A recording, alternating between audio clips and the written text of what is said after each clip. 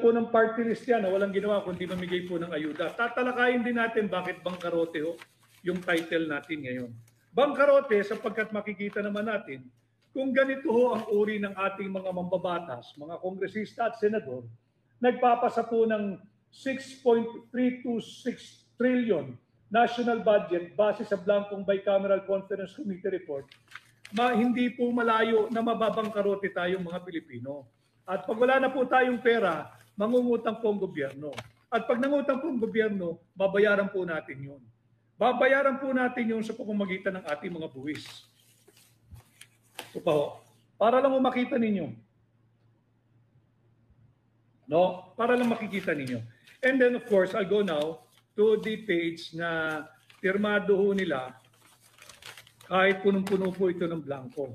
Sabi ko nga lagi, siksik, liglig, hitik, umaapaw sa blanco itong Bicameral Conference Committee report. At kaya tayo ay nagtungo na sa Korte Suprema para matigil na po itong malpractice na ito na pagsasalaula sa ating saligang batas. Hindi po natin ito dapat pahintulutan dahil pera po nating mga Pilipino ito eh. Hindi po private money ang budget. Ito po'y pera nating mga Pilipino. At yun nga ho, sa kabila ng panay blanco itong Bicameral Conference Committee report, ito po'y pinirmahan ng mga miyembro ng Bicameral Conference Committee. Tungo po tayo rito Sensya na. At napakaraming pahina. Although I folded those that are relevant to the case and to my public discourse with you, mawala Anyway, naipakita ko na po sa inyo itong mga blankong ito at pinirmahan po nila yung mga signature page, and this final approved, ratified, and filed Bicameral Conference Committee report, na-file po yan December 11. Na-file po yan sa House of Representatives Bills and Index Service. Kahit po ito ay blanco, pinirmahan po ito ng mga miyembro ng Bicameral Conference Committee report mula sa Senado. Kaya nga po yung notice kahapon ng Korte Suprema, pinatatawag po at hinihingi ang presensya ng chairman ng Committee on Finance ng Senado na si Senadora Grace Poe. On the part of the House of Representatives, pinatatawag din po ng Korte Suprema at required ang presensya nung congresswoman po ng Marikina, yung Stella Kimbo.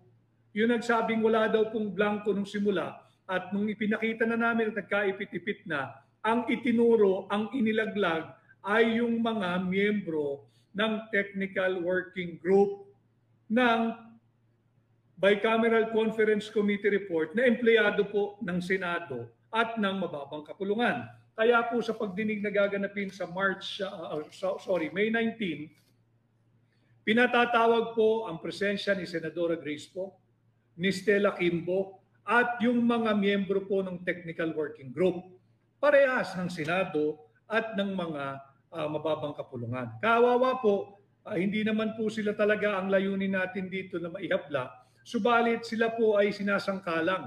Tandaan ninyo yung news report ni Congresswoman Stella Kimbo na ituloy po yung ministerial at ang naglagay daw po ng mga halaga sa blanco ay yung mga empleyado ng Senado at ng mababang kapulungan na miyembro ng Technical Working Group. Bawal po yun. Hindi ba? Falsification of legislative document po yan. At usurpation po yan ng legislative authority. At violation po yan ng Anti-Graft and Corrupt Practices Act. Kawawa yung ating matitino at tapat na mga manggagawa sa Senado at sa House of Representatives. Wala naman silang pakinabang dito sa budget na ito Kaya kagaya po ng aking laging sinasabi, ang punot dulo, ang ugat, ang simulat katapusan ng kahirapan ng Pilipinas ay ang korupsyon na nag-uugat sa ating taunang budget. Ngayon, balikan po natin yung nagpapakalat ng fake news. Dahil isa po ako sa petitioner dito, kami po ni Congressman Sid Ungab, wala raw pong blanco yung Bicameral Conference Committee report. Naipakita ko po sa inyo. At sinasabi niya na yung daw pong enrolled bill doctrine, may nalalaman po itong enrolled bill doctrine. Dahil sinasabi kung meron daw pong pagkakaiba, yung GAA at yung enrolled bill, sasangguni ka doon sa enrolled bill dahil yun daw po yung authority o yun daw po yung magiging control kung ano yung tamang figure. Pag-usapan po natin yung enrolled bill. Sinasabi nitong miyembro ng party list na ito na pumirma sa blankong bicameral conference committee report at ang party list nito walang gawin kundi magbigay ng akap, ng AIX at kung ano-ano pang ayuda na hindi po tutugon sa problema ng gutom ng Pilipinas. Kaya po tayo nababangkarote. Ang sabi niya, yung daw pong enroll bill ay nagpapakita na walang blanco sa bicameral conference committee report. Ito po ay pinagpaalam ko sa ating mga abogado dahil sila po ang mag-a-argue na niyan sa May 19. Ang aking po layunin, ulitin ko sa ating kagalang-galang na kataas-taasang hukuman, nais ko lang pong ituwid yung fake news at sinasagot ko lang itong fake news ng mambabatas na ito. Ang sinasabi niya, wala raw pong blanco sa bicameral conference committee report. Baseless daw po yung ating petition sa Korte Suprema at in order daw po at above board ang General Appropriations Act o yung ating national budget for 2025. Sinungaling po kayo. Pinakita ko, blanco yung bicameral conference committee report. Ito ho ay ipapakita ko for the first time. Ito po ay nagpaalam ako sa ating mga abogado, humingi po ako ng kopya. Ito po yung tinatawag na kopya ng enrolled bill. Yung binibida niya, wala raw pong blanco. Pakitingnan niyo po maigi. Ito po ay sinertify. Ito po yung receive din nung araw ng maliit eh. Ito po yung na-receive noong January 27. Ito po yan. January 27, 2025. Receive ng House of Representatives Archive Section. No? Yan. At dito po makikita ninyo, noong February 13, dahil ayaw po magbigay ng House of Representatives Bills and Index Service ng kopya ng enrolled bill. Ayaw po nilang magbigay. Ayaw nilang magbigay. Ayaw nilang magbigay, hindi raw po sumasang-ayon yung SecGen. At yung SecGen, kinakailangan pa raw pahintulutan o kinakailangan daw po humingi ng pahintulot sa Speaker of the House. Wala tayong aasahan dyan.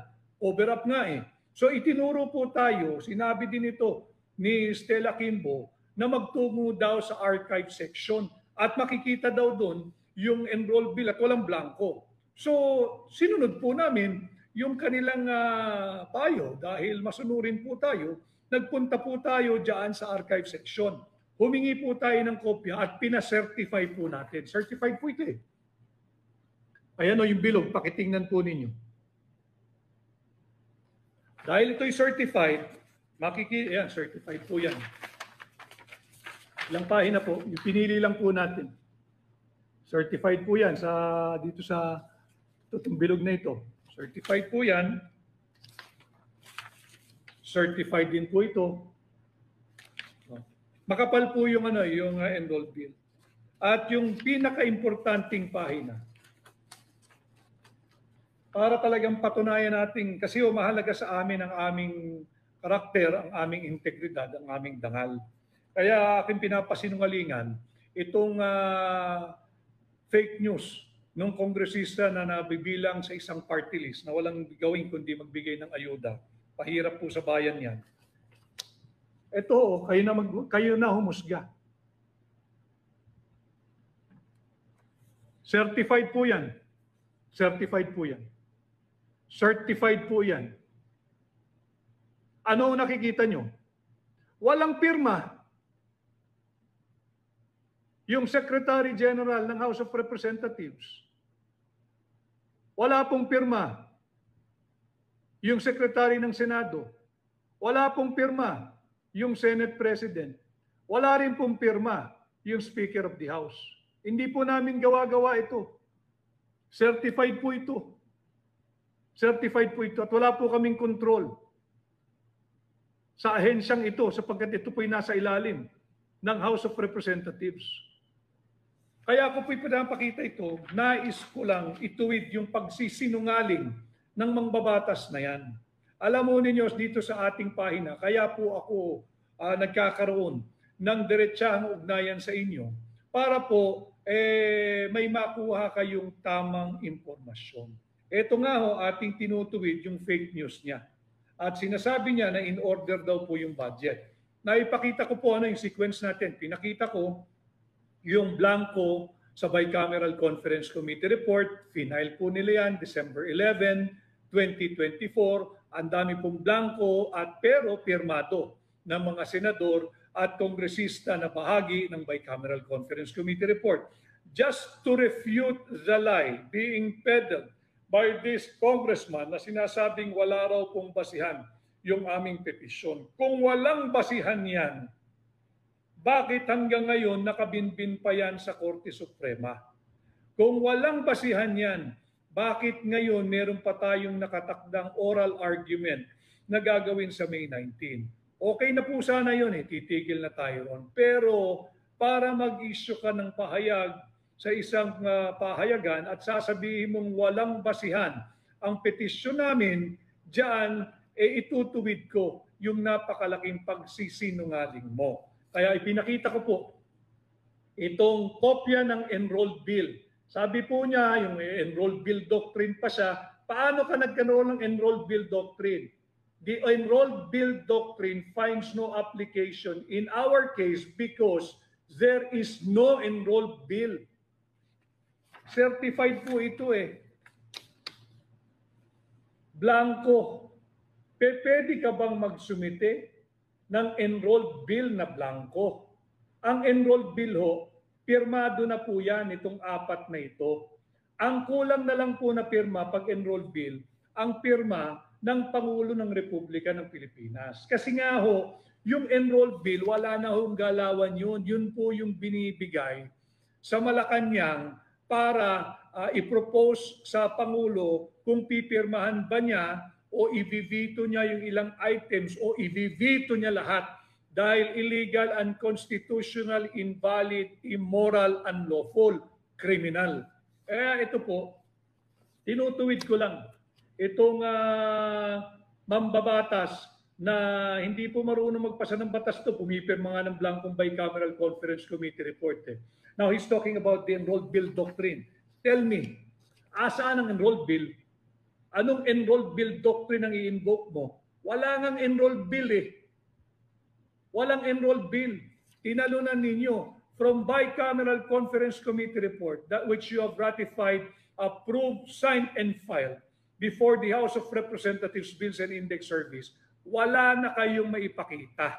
At ito, certified ito.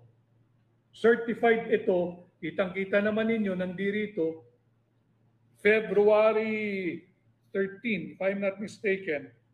Yeah, February 13, 2025, ito ay na-certify.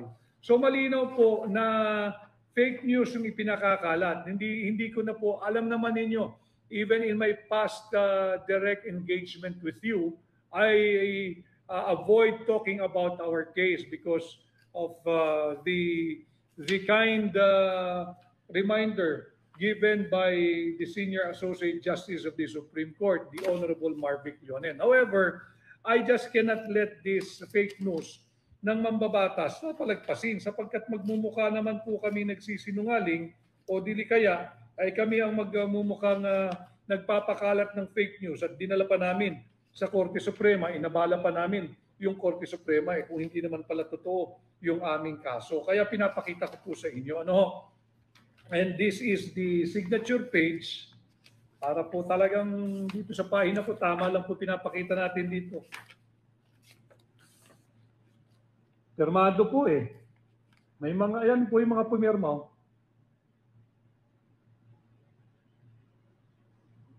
Pirmado po nila yan. Meron pa ho rito.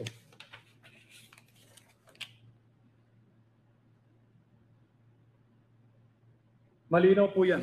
Importante kasi na huwag nating kalimutan itong usapin ng 2025 budget dahil mahalaga po ito sa inyong pagpili at pagdedesisyon kung sino yung ating mga gagawing leader pagkatapos po ng midterm election. Again, I always remind the Filipino people, we ought to remember, we must realize what is at stake for the country, for you, for me, for the present Filipino youth, and most especially for the generations of Filipinos that are yet to come. Kinakailangan po nagkakaintindihan tayo, mahalaga itong midterm election na ito. Yung namimigay ng AKAP, yung nagmimigay ng AYIX, ng tupad, ng kung ano-ano pong ayuda, tanggapin po ninyo. Pero wag po kayong tumanggap ng utang na loob sa mga yan. Hindi po nila pera yan, pera nyo po yan. At yun nga, yung sinasabi po natin na hinijack ng BICAM. Miyembro po kasi ng BICAM yung madaldal na kongresistang yan na sinasabing wala raw pong basihan. Alam mo ninyo na banggit ko na rin po sa inyo, I have given you this information that yung ating pong NEP, ang basihan po niyan, yung budget of expenditures and state and sources of financing, yung BESF. Pagkatapos po niyan, meron po tayong tinatawag na President's Budget Message. Ito po yun. Yan po yan. President's Budget Message. At kasunod na po niyan, yung NEP, yung National Expenditure Program. Malinaw po ito for fiscal year 2025. Ngayong taon po ito, ang sinasabi dito, ang ating pong pangbayad utang dapat ay 876.7 billion pesos lamang. Po yan. Naka-highlight na po yan. Subalit, ang ating pong pangbayad utang ngayong taon ay 1.2 trillion pesos. Higit na malaki dito sa nakalagay sa President's Budget Message. Ito po yung mensahe niya kung ano yung kanyang prioridad sa kanyang administrasyon. Kaya po sinasabi nating hinijack ng Bicameral Conference Committee yung NEP. Tatandaan ninyo, in our structure of government, hindi ba equal powers lahat yan? The executive, the legislative, and the judiciary, not necessarily in that order co-equal po yan. The judiciary, the judicial department, the executive, the legislative, o kung paano nyo pa haluin yan, pare-pareho lang po yan, co-equal po yan. Pero dito nakikita natin na ang Chief Executive Officer, katulad ng isang korporasyon, ang CEO po ng ating bansa ay ang Pangulo. Kaya siya merong kinukunbi na DBCC. Hindi ba bago yung pag nag-budget call na yung DBCC, iba't ibang departamento, ayan siya nag-uusap-usap, anong priority mo, i-justify mo, nagpa-budget hearing pa. Ito po yung kanyang mensahe, na ang pangbayad utang lang natin ay 6.7 billion. Subalit ngayong taon, ang ginawa po ng BICAM, 1.2 trillion ang kanilang ginawang pondong pangbayad. Hindi ho pwede kasing mas malaki. Yung pangbayad natin, yung pang-debt servicing natin, hindi ho pwedeng mas malaki doon sa itinatakda ng saligang batas. Ano po yung tinatakda ng saligang batas? Malinaw po yan. Article 14, Section 5. Di ba? Na yung education sector ang dapat bigyan ng the highest budget priority or allocation. Ito po, nakalagay dito priority sectors. Pakibasa po ninyo. No? Nakalagay dito na ang highest share po ay ang education sector. That will receive the biggest portion of the proposed 2025 budget, yung NEP. Ang nakalagay po rito ay 977.6 billion ang dapat ibinigay na pangbayad sa or para sa education sector. Higit pong malaki yun. Kasi yung panukala niya, 13% lang yung pambayad utang. Ang kanyang panukala para sa edukasyon ay 15.4%. Subalit, ang ginawa po, hindi sinunod ito. Binigyan ng higit na malaking pondo yung public works. Alam nyo na kung bakit. Nandyan kasi yung pang flood control programs.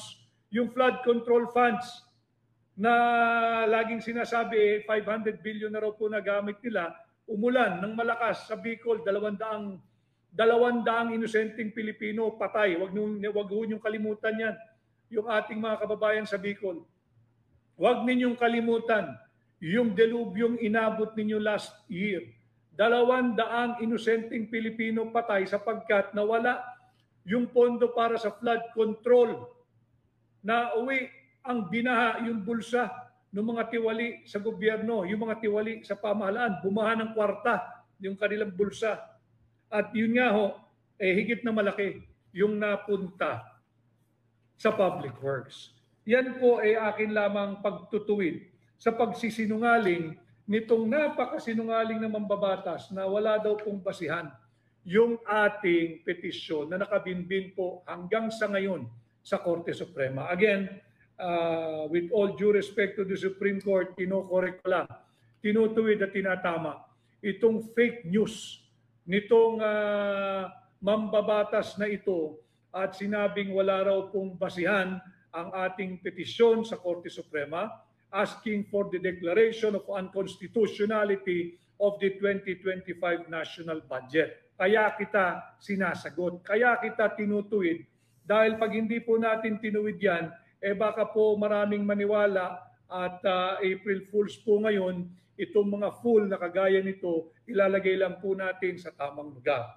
Now, isa pa hong aspeto ng ating title na bangkarote, kaya po natin linalabanan itong unlawful, invalid, unconstitutional, criminal 2025 budget dahil ayaw nating mabangkarote ang ating pamahalaan, ang ating gobyerno, ang ating bansa.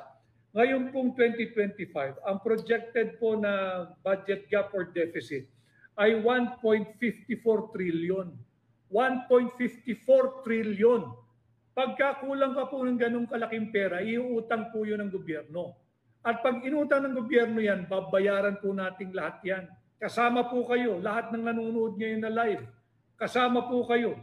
Kasama po kayong magbabayad sa uutangin ng gobyerno. Lahat po tayo, pati anak natin, magbabayad nito. Kaya mahalagang pag-usapan natin ang hindi po mabangkarote ang ating pamahalaan. Saan po patungo ang gobyernong ito? Alam mo ninyo, kaya bangkarote rin yung ating titulo. Maganda yung isinulat nung isang kilalang kolumnista, si Alex Magno. Depleted ang title niya. Kaya ako ginawa ko bangkarote. Dahil nga ho yung approval rating ng administrasyon ay yung binalita ay 14% na lamang. 14% magtatatlong taon pa lamang ho sila sa pwesto. Anong nangyari? Bakit naubos yung kanilang political capital? Sapagkat hindi po layunin ang maglingkod sa Pilipino, inuna po yung political persecution. Huwag po nating kalilimutan kung anong ginawa kay Pangulong Rodrigo Roa Duterte. Siya ay ibinigay na mistulang handog sa mga naglalaway na banyaga sa ICC. Pilipino po yan eh. Set aside na natin na siya'y dating naging Pangulo. Hindi po, Pilipino po yan. At walang sino mang Pangulo ng Republika ng Pilipinas ngayon sa darating na panahon at yung mga nakalipas, wala pong dapat ibigay na mistulang handog sa mga naglalaway, sa kamay ng mga naglalaway na banyaga, kagaya po ng ICC. Ito ay aking personal na pananaw at alam ko linilitis si Pangulong Duterte sa The Hague, andyan po yung kanyang mga international lawyers, pinag-uusapan lang po natin, nakita naman natin dito sa Pilipinas, how he was deprived of his constitutional due process, how he was deprived of all his rights. At basta na lamang kinaladkad, sinakay sa eroplano, inabas ng bansa at inalay sa kamay ng mga naglalaway na banyaga. Malinaw sa isinulat na opinion column ni Alex Magno na ubos na yung political capital ng administrasyong ito. And according to him, sa political grapevine, single digit na nga lang daw ho yung recent number na lumabas. Ibig sabihin, mas mababa sa 14%. Pero ang kautusan daw po ay embargo. At nung ine-embargo nitong resulta, ang mando ay maglabas ang gobyerno ng maraming public mga PR works, yung press releases na pinupuri para umangat pabanguhin ang kasalukuyang administrasyon. Alam mo ninyo, ako'y naging bahagi ng pagbuo ng kasalukuyang administrasyon. Paulit-ulit yung sinasabi ko sa lahat ng aking naging interview in the past. Hindi na kasi ito yung layunin eh. Nung kami po'y nangangarap na pagbigyan, na maglingkod sa bansa, at higit pa nga ayusin, kaya nga po yung programa, di ba? Unity and continuity. Wasak po lahat yun. Kaaga-aga sa termino, winasak na. At nakita na nga, yung tunay na layunin, perpetuation o patagalin ang kanilang angkan sa kapangyarihan. Huwag po tayong pumayag, kaya nga po mahalaga itong halalang ito.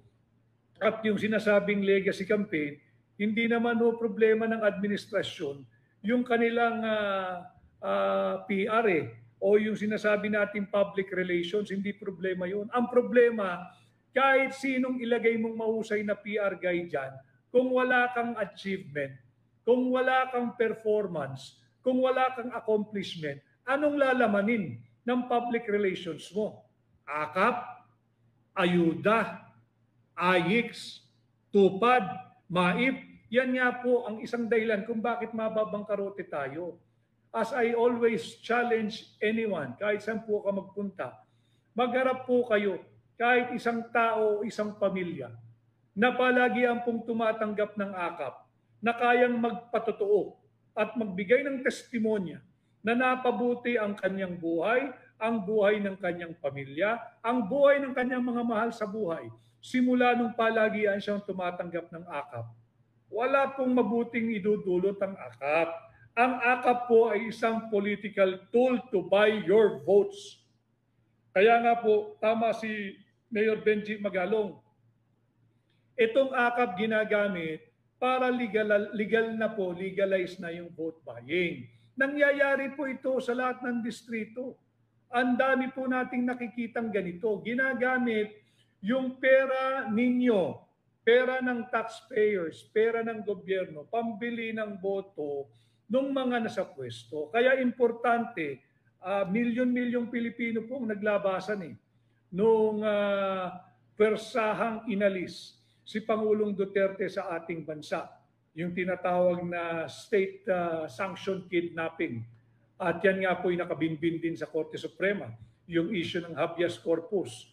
Nakabinbin pa po yan.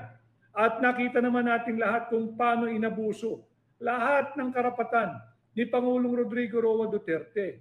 Hindi po ito ang tugon sa ating pagkakawatak-watak. Ang kinakailangan ng Pilipino, trabaho, hanap buhay, negosyo, seguridad, kapayapaan at labanan ng inflation. Yan ang kailangan natin.